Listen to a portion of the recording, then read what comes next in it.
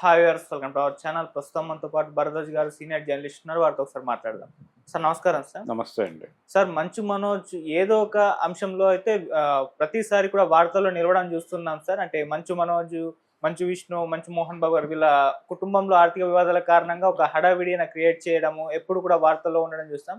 అయితే నిన్న పోలీస్ స్టేషన్లో ఈయన హల్చల్ చేశారు సార్. అంటే ఫుల్ వాళ్ళని పోలీస్ స్టేషన్లోకి తీసుకొచ్చేసారు. వాళ్ళ బాడీ గార్డులను కూడా తీసుకొచ్చినట్టుగా వార్తలు అయితే వినిపిస్తున్నాయి. ఆ పోలీస్ స్టేషన్లోనే ఈయన గందరగోళం సృష్టించారని కూడా ఆ వీడియోలన్నీ కూడా వైరల్ అవుతున్నాయి. మరి ఏం జరిగింది, ఎందుకు పోలీసులు వీళ్ళ స్టేషన్ తీసుకొచ్చారు, మరి మీరేం చెప్తారు సార్ దీనికి సంబంధించి? ఏం లేదండి, ఆయన రిసార్ట్లో ఉన్నాడు అక్కడ దగ్గరలో. ఆ రిసార్ట్కి వెళ్ళి మీరు ఎందుకు ఉంటున్నారు ఇక్కడ అనేది అడిగారట. అడిగిన సందర్భంగా ఆయన నన్ను అరెస్ట్ చేస్తారా అని చెప్పి ఆయన కొంచెం హడావిడి చేశాడు స్టేషన్కి వచ్చి.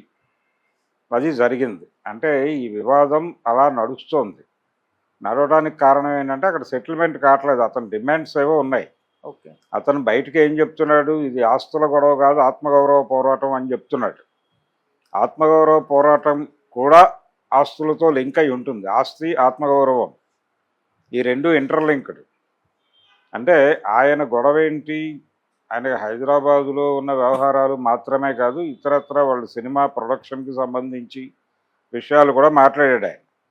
లక్ష్మీ ప్రసన్న మూవీస్లో నాతో ఎన్ని సినిమాలు తీశారు, విష్ణుతో ఎన్ని సినిమాలు తీశారు, ఇలా ప్రతిదీ. అలాగే తర్వాత ఇంకొక కంపెనీ ఏదో ఫ్లోట్ చేశారు వాళ్ళు, దానిలో వారు ఎన్ని సినిమాలు చేశారు, నేను ఎన్ని సినిమాలు చేశాను, నా సినిమాలకు ఎంత పెట్టుబడి పెట్టారు, ఆయన సినిమాలకు ఎంత పెట్టుబడి పెట్టారు, ఈ విషయాలన్నీ మాట్లాడుతూ వస్తున్నాడు ఆయన.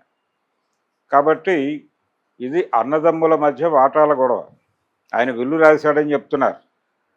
ఆ విల్లులో ఏముందో ఎవరికి తెలియదు. బయట అది వాళ్ళ ఫ్యామిలీ గొడవ అది. అయితే ఆ ఫ్యామిలీ గొడవ రోడ్డు మీద నడుస్తోంది. రోడ్డు మీద నడవటము, దట్టు అది ఒక సెలబ్రిటీ ఫ్యామిలీ కావడంతో దానికి ఒక న్యూస్ వాల్యూ ఉందని చెప్పి జనాలందరూ దాని చుట్టూ తిరుగుతున్నారు. మనోజ్ కూడా నిజానికి దీన్నే ధైర్యంగా తీసుకుని ముందడుగు వేస్తున్నాడు.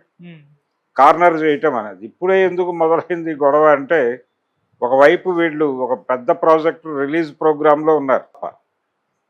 మంచువారి న్యూజిలాండ్ కన్నప్ప. ఆ న్యూజిలాండ్ కన్నప్ప రిలీజ్ గొడవలో ఉన్నారు వాళ్ళు. ఈ కన్నప్ప రిలీజ్ టైంలోనే కొంచెం ప్రెజర్ పెడితే ఇది సెటిల్ అవుతుంది అనుకుని ఉండొచ్చు అతను. అలా మొదలైంది. ఇది ఎక్కడ, హైదరాబాద్లోనే మొదలైంది. వాళ్ళ ఫామ్ హౌస్లో మొదలై అక్కడి నుంచి రకరకాల మలుపులు తిరిగి మోహన్ బాబు గారు ఇదేదో సెటిల్ చేసేయాలి అనే మూడ్లోనే ఉన్నట్టుగా కనిపించాడు మొదట్లో. కానీ తర్వాత జటిలంగా మారుతూ పెడుతోంది. ఇది ఇప్పట్లో తేలేలా కనబట్టలేదు. ఆయనేమో నా మీద, నా ఆస్తి కబ్జా చేశాడు అని చెప్పి ఆయన ఒక కేసు పెట్టాడు ఆయన మీద, మంచు మనోజ్ మీద. మోహన్ బాబు గారే స్వయంగా, మోహన్ బాబు గారు టోటల్గా అతని కంట్రోల్లో ఉన్నారు అని ఈయన ఓపెన్గానే మాట్లాడుతున్నాడు. సో ఈ రచ్చ జరుగుతోంది. ఈ రచ్చ గురించి ఎవరు మాట్లాడినా వాళ్ళ నోరు నొక్కేయటం అనేది ఒక ప్రోగ్రామ్గా చేస్తూ వచ్చారు మంచు ఫ్యామిలీ నుంచి, దట్టు విష్ణు వైపు నుంచి.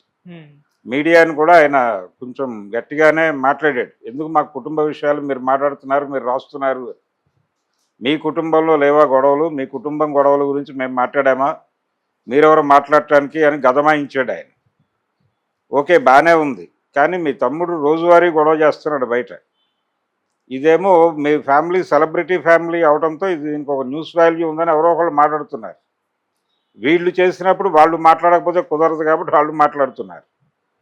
కాబట్టి పాత రోజుల్లో ఒక మాట ఉంది, వ్యక్తుల వ్యక్తిగత జీవితం వారి వ్యక్తిగతం, కానీ పబ్లిక్లో పడ్డాక ఏవైనా అంటాం అన్నాడు శ్రీశ్రీ గారు.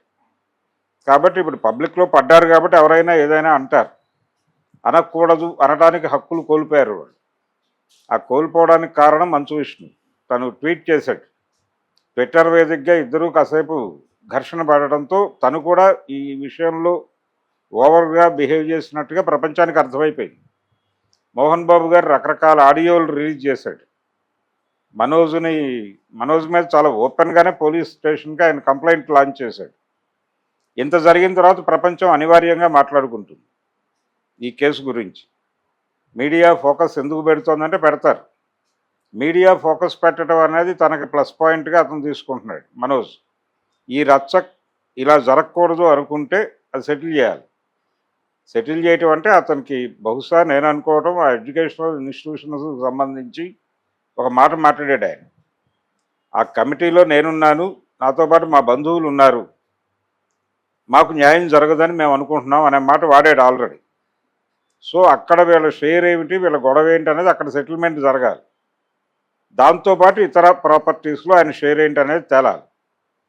అది తేల్చి పంపించేస్తే సరిపోతుంది. ఆల్రెడీ అఖిలప్రియ గారు కూడా ఒక మాట మాట్లాడారు ఆ మధ్య. అంటే మా చెల్లెలు వెనకాల ఎవరూ లేరని ఇలా బిహేవ్ చేస్తున్నారా, మేము రంగంలోకి దిగే పరిస్థితి తెచ్చుకోవద్దు అన్న టోన్లో వారు ఒక వార్నింగ్ ఇచ్చారు. మేము ఉన్నాం వీళ్ళ వెనకాల. కాబట్టి తొందరగా సెటిల్మెంట్ జరిగిపోతాయి. తొందరగా ఆయన చెప్పినట్టుగా ఎడ్యుకేషనల్ ఇన్స్టిట్యూషన్స్లో ఇతనికి భాగం ఉందా లేదా, ఆ కమిటీలో ఇతను ఉన్నాడా, లేకపోతే ఏదైనా ఒక రెజల్యూషన్ ద్వారా వీళ్ళని పంపించేశారా, ఇప్పుడు ఆయన చెప్తున్నటువంటి వారి బంధువుల్ని వారిని పంపించేశారా అనేది ఒక క్లారిటీ ఇచ్చేస్తే సరిపోతుంది. మనోజ్కి మేము ఆల్రెడీ ఇంత ఇచ్చేసాం, ఆయన చెప్తున్నట్టుగా లక్ష్మీ ప్రసన్న మూవీస్లో ఆయనతో సినిమాలు చేయలేదు, ఇవన్నీ బూటకం, ఇదిగో ఇంత ఖర్చు పెట్టాం అతని మీద, మాకేం వర్కౌట్ అవ్వలేదు, విష్ణు మీద ఇంత ఖర్చు పెట్టాం వర్కౌట్ అయింది, అతను ఇలా హెల్ప్ చేస్తున్నాడు, అలా చూసుకుంటున్నాడు ఈ ఫరమ్స్ అన్నీ, కాబట్టి అతని పట్ల మేము కన్సిడరేషన్తో ఉన్నాము, ఇతని పట్ల లేము అని చెప్పి ఒక ప్రకటన చేయొచ్చు, గొడవ లేదు. కానీ మా కుటుంబ వ్యవహారము అని రోడ్డు మీద రచ్చ చేస్తే మాత్రం ఎవరైనా ఏదైనా మాట్లాడతారు. అది గుర్తుంచుకోవాలి. తొందరగా సెటిల్ చేయాలి. బేసికల్గా అతనిది రోజువారీ గొడవ అయిపోయింది. మన రెస్టారెంట్ మీద జరిగిన గొడవలో కూడా వాంటెడ్గా జరిగిన గొడవ అని చెప్తున్నాడు. అంటే బౌన్సర్లు వచ్చి దాడి చేయడానికి వీలుగా ఒక ఎల్ఈడి కోసం వాళ్ళు ముందుగా విద్యార్థుల్ని పంపించి అక్కడ గొడవ చేశారు. విద్యార్థుల్ని హోటల్ యాజమాన్యం ఏదో చేసింది కాబట్టి అనే వెలుగులో వీళ్ళు దాడి చేశారు. ఆ దాడి చేయటానికి ఒక వీలు కల్పించుకోవడం కోసమే ముందు స్టూడెంట్స్ని పంపించారని చెప్తున్నాడు ఆయన. మరి దానిలో వాస్తవం ఎంత అనేది మాట్లాడాలి కదా వాళ్ళు, ఎవరో ఒకళ్ళు బయటకు వచ్చి. అందుకని గందరగోళం జరుగుతోంది వాళ్ళ ఫ్యామిలీలో. ఆస్తులకు సంబంధించి ఆత్మగౌరవం కాదు, పాడు కాదు. ఆత్మగౌరవం అనేది ఆస్తితో రిలేట్ అయ్యే ఉంటుంది. ఆస్తి అంటే ఆత్మే. వాళ్ళు ఇంకా ప్రాపర్గా అర్థాలు చదువుకోవట్లేదు, కానీ ఆస్తి అంటే ఆత్మే. ఆత్మహత్య అంటే ఆస్తి లేకపోవడం వల్ల చేసుకునే హత్యే. అందుకని ఆయన ఆస్తి గొడవే, ఆత్మగౌరవం అనే ముసుగులో చెప్తున్నాడు అతను. నాకు ఆస్తులు ఇచ్చేయండి మహానుభావ అని అడుగుతున్నాడు ఆయన. ఆస్తులు ఇస్తారో ఎవరో, ఇవ్వాల్సిన అవసరం ఉందా, అసలు ఇచ్చేశారా, ఇచ్చేసిన దాన్ని ఆయన ఆల్రెడీ తగలెట్టేసుకుని మళ్ళీ యుద్ధానికి వస్తున్నాడా? మీరు ఓపెన్గా ఒక శ్వేతపత్రం రిలీజ్ చేయండి మీ ఫ్యామిలీ వైపు నుంచి, గొడవ లేదు కదా. అది చేయకుండా ఈ రచ్చని కొనసాగించడం అనేది మీ తప్పు. ఎప్పుడైతే మీరు ఈ రచ్చను కొనసాగనిస్తున్నారో ప్రపంచానికి మాట్లాడుకునే హక్కు ఇచ్చినట్టే. మీరు హక్కు ఇచ్చారు కాబట్టి ప్రపంచం మాట్లాడుతుంది. Okay, thank you so much.